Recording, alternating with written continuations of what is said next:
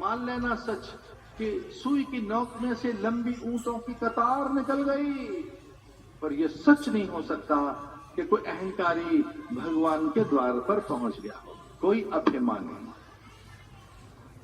उसे साधन का अभिमान मान्य नहीं। इसलिए उन्हें लगा कि साधन सिद्ध हो गया होता तो देवकी के पास रहते। देवकी की भी मां दो है ना, एक मां वो जो सत्साधना है, साधन करके जिसने ईश्वर को प्राप्त कर लिया, एक निस्साधना। देवकी की एक मां वो जिसने उसे पैदा किया साधन से, नियम व्रत से, तथा अनुष्ठान से, बड़ी तपस्या के प्रभाव से। अभी तो पैदा नहीं हुआ, उससे पहले घोषणा हो गई, अरे सावधान गिरिकंदरा उपत्यकाओं में बैठे हुए ऋषियों, सुनो सुनो, यम, कुबेर, इंद्र, वरुण, लोकपाल, सनकादिक, बृहस्पति, अरे ब्रह्मा सुनो। अगर सुन रहे हो तो महादेव सुने और पूरी धरती के जीव सुने। देवकी के 8वें गर्भ से भगवान आ रहे हैं। इसका अर्थ क्या? इतना पहले से तय है, इतने पुण्य, इतने साधन, आप इतने समर्थ हैं कि सबको पता है कि आप मां बनेंगी कृष्ण की। इसका अर्थ क्या हुआ? कोई साधन का बल तो रहता ही है, उसे विस्मृत नहीं किया जा सकता, उसे भुलाया नहीं जा सकता, उसकी उपेक्षा नहीं की जा सकती। इतना साधन किया कि वो अपने उदर से उपेंद्र पैदा कर दे, वामन पैदा कर दे, ऋषियों के लिए अभूतपूर्व ज्ञानी योगी योगेश्वर पैदा कर दे। और वही कहती है, सावधान ऋषियों, मेरे तप का मुझे इतना अधिक ज्ञान है, मैं देवकी बनकर कृष्ण की मां बनूंगी। लेकिन कृष्ण रह नहीं पाया, तो लक्ष्मी जी विचार कर रही हैं कि साधन संपन्ना मां के पास रह नहीं पाए कृष्ण, तो किसके पास पहुंच गए? जो निस्साधना है, जिसे साधन का अभिमान माना, साधन का ज्ञान नहीं। ऐसी यशोदा साधन से विरत है। इसका अर्थ यह है, कुछ ऐसे पुण्य करो जो किसी को दिखे नहीं और उनका प्रभाव विलक्षण हो, अद्भुत हो। क्रूरता से कृष्ण को पा नहीं सका, किसी छल से उसके सारे छल ध्वस्त किए कृष्ण ने। उसकी कूटनीति, उसके षड्यंत्र, और कृष्ण को पा नहीं सका। अंततः अक्रूर जी को भी, वो चतुर सुजान ज्ञानी गुणी त्रिकालदर्शी, तो जब तक जीवन में महात्मा नहीं आता, देखो जीवात्मा के जीवन में जब तक महात्मा नहीं आता तब तक परमात्मा प्रकट नहीं होता। इसे जीवात्मा के जीवन में महात्मा आना चाहिए, संत आने चाहिए। अक्रूर जी संत, अक्रूर की निकटता से नंद हर्षित तो हैं, लेकिन मुख म्लान है। वे अंदर से हर्षित हैं कि कृष्ण अपने प्रयोजन की पूर्ति के लिए अब मथुरा जाएगा। कृष्ण अपने अवतरण की सिद्धि और साकारता के लिए मथुरा जाएगा। अब कृष्ण को जाना है अपने कार्य की सिद्धि के लिए, संकल्प की पूर्ति के लिए, प्रयोजन की पूर्ति के लिए। मुख में मैंने बड़े प्रयास किए, लेकिन मां का भी मुख म्लान हो गया। अब मां की आंखें सूनी हो गई, चुप हो गई गोपियां, ग्वाल बाल भी रुआ से हो गए, कुछ तो रोने ही लगे। वे सब समझ गए थे अक्रूर के आगमन का अर्थ है कृष्ण का वियोग, सदा के लिए कृष्ण का अभाव। अब कान्हा हमारे बीच नहीं रहेगा, अब माधव की विदाई तय है। अब ये मुकुंद बनवारी गिरधारी, ये गिरिराज धरण, ये हमारे राधा बल्लभ, अब ये सांवरिया, अब तो नहीं रहेगा मथुरा ब्रज में, अब तो जाना तय है, विदाई तय है। इसलिए कोई कुछ कृष्ण से कह नहीं रहा, कोई उससे कुछ पूछ नहीं रहा है, सब उदास है, मुख म्लान है, अब थके से हैं, चुप है, शांत है, एक नीरसता छा गई, अतिथि सत्कार हो रहा है। पर अभी से कृष्ण का वियोग भी एक बहुत बड़ा दुख लेकर आया है, पहाड़ जैसा। मां तो सारी पोटलियां बनाने में लगे, अंगरखा, कारी कमरिया, तीरों पीतांबर, ढेर सारी बांस की पोगरियां, वो सारी बांसुरियां। माने तो एक पोटली बांध दी मयूर पंखों की, इसमें मयूर पंख रख दो, इसमें बांसुरी, इसमें कारी कमरिया, अंगरखा, लाला के सारे खिलौने, सब भेज दो मथुरा।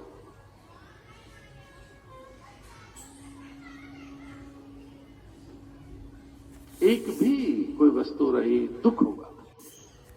मैं नहीं देख सकती कृष्ण के बिना अपना ये आनंद, जीवन सुना है।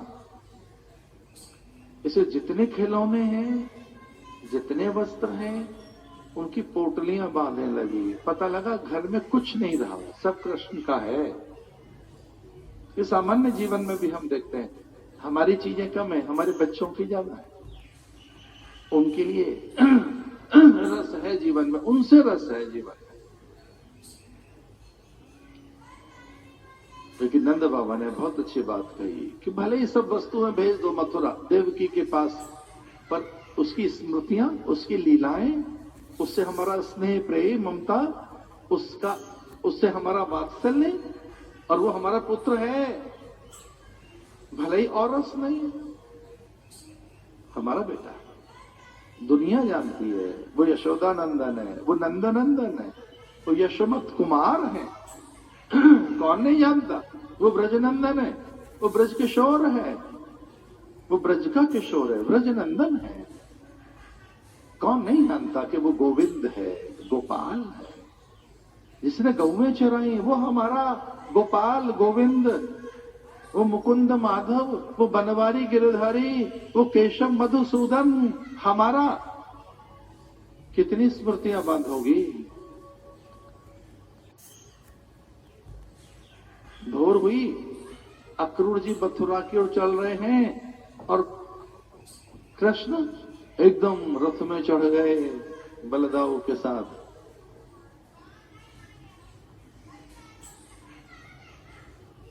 प्रतोद की फटकार लगी, अश्व थोड़े से चले, हिनहिना कर रुक गए। घोड़े थोड़े से तो आगे बढ़े, फिर हिनहिना कर रुक गए। अनायासी घोड़े दूसरा मार्ग ढूंढते हैं। अब घोड़े अपने आप मुड़ गए, इस रास्ते पे जाना चाहते हैं। कुछ चले, 2-4 डग, फिर रुक गए। इतने चतुर घोड़े कि उल्टे हो गए और किसी तीसरी चौथी दिशा में जाना चाहते हैं। पर उनका चातुर्य न केवल घोड़ों का, बल्कि उस रथी और सारथी का भी विफल हो गया। रथी कौन है या सारथी कौन है? अक्रूर और उनका रथ, कंस का ही रथ लेकर आए थे वो, लेकिन वो रथ चल नहीं पाया। कान्हा उत्सुकता में पूछते हैं कि चाचा रथ क्यों नहीं चल रहा है? तो देखा कि रथ इसलिए नहीं चल पा रहा है कि जितनी दिशाओं, जितने मार्ग हैं जो मथुरा की ओर जाते हैं, उन सब पर गोपियां बिछी हुई हैं, लेटी हुई हैं। गोप ग्वाल, पशु पंछी परिंदे, सारी गौओं ने मार्ग जाने नहीं दिया। वे बंदर जो कभी संयम से नहीं बैठते, और हमें क्षमा कर देना, हमारे यहां बड़ा संयम है उनका। अगर मैं आंगन में बैठ गया हूं, मुंह मेरे पास है, फिर कोई चपलता नहीं, ये प्रतिदिन की बात है। फिर कोई चांचल्य नहीं, कोई चपलता नहीं, फिर उनमें पशु भाव नहीं रहता। फिर वानर और उनका वो कपि और मरकट, जो उनका चांचल्य खो जाता है। हर दिन की तो बात है। एक बार उससे अपनापन पैदा करके देखो, पशु पंछी परिंदों से। तो गौओं ने, मरकटों ने, कोकिल कागा, गौरैयाओं का झुंड मार्ग रोक के बैठा है। बड़े विवश हैं, अक्रूर। कृष्ण ने देखा कि कोई मार्ग ऐसा नहीं जहां से हम जा सकें, तो क्या करें? अब कौन मार्ग दे? जाएं कैसे मथुरा? ये सब बैठे हैं, मथुरा नहीं जाने देंगे। तो कौन मार्ग देगी? कौन किससे रास्ता पूछे? कौन इन्हें अनुशासन देगी? कौन इन्हें संभाल लेगी? कौन है जो ब्रज को संभाल के रखेगी पीछे? मेरी बुद्धि, योग्यता, मेरे साधन, नियम, व्रत, मेरा विवेक, मेरी भगवत्ता, मेरा ईश्वरत्व, मैं नारायण, मेरी नारायणी सत्ता, मैं प्रथम पुरुष, मेरा पौरुष। भगवान ने कहा उसके बस का नहीं है। वो एक पीपल के पेड़ के नीचे कुछ 2-4 गोपांगनाओं के साथ जो तनिक से उदास होकर खड़ी हैं, श्रीमती राधिका जी, उस ओर कृष्ण का ध्यान गया और वो याचक नेत्र राधिका की ओर देखते हैं। ऐसा तो बहुत बार हुआ था, एक बार नहीं। कहत नटत रीजत मिलत, कहत नटत रीजत मिलत खिलत हसियात, कुछ इस तरह का है। नैनन ही सो करत है अपनी ही की बात, उस प्रकार का है वो बिहारी का ये कहत नटत रीजत मिलत खिलत हसियात। कहत, अब ऐसा तो कभी नहीं करना चाहिए। राधिका जी ने बांसुरी चुरा ली है, बांसुरी मिल नहीं रही है। भगवान ने कहा कि ऐसा कभी हो नहीं सकता कि बांसुरी राधिका चुराए, और सब कह रहे हैं कि जी हमारे पास तो है नहीं। सबने बता दिया और भगवान बड़े विश्वास में कि किसी और नहीं छुपाई होगी, राधिका ऐसा नहीं कर सकती। इतना बड़ा भरोसा राधिका पर कि राधा मेरी बांसुरी नहीं छुपा सकती, कभी नहीं छुपाई राधिका ने। भगवान को बड़ा विश्वास है कि मेरी बांसुरी नहीं छुपाएगी राधिका। अब धीरे से भगवान को ऐसा लगा कि हाँ, राधिका नहीं छुपाई है, लेकिन अगर ये मैंने सबको बता दिया और ये सबको पता लग गया तो राधा का मान भंग हो जाएगा। मैं नहीं चाहता, पर हाँ मेरी बांसुरी भी मिल जाए। मैं ये भी चाहता हूं कि मेरी बांसुरी भी मिल जाए और राधा ने छुपाई है ये भी किसी को पता न लगे। तो कृष्ण कहते हैं नेत्रों से, हाँ कहत, तो राधा नेत्रों से कहती है मिलत, मिल जाएगी। कृष्ण के नेत्र पूछ रहे हैं, हाँ वो कह रहे हैं नेत्र हमारी बांसुरी कहत मिलत, तो राधा के नेत्र कह रहे हैं मिल जाएंगे। नटत, राधा ने कहा अभी नहीं मिलेगी, बाद में मिलेगी।